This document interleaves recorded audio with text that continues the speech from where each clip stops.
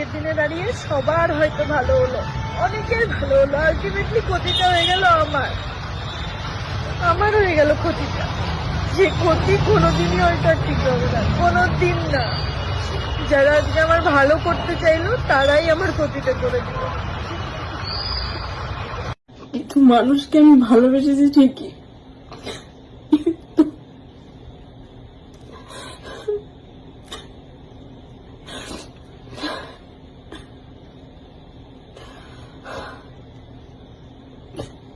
তাদের ভালোটা হয়তো আমি করতে পারলাম না।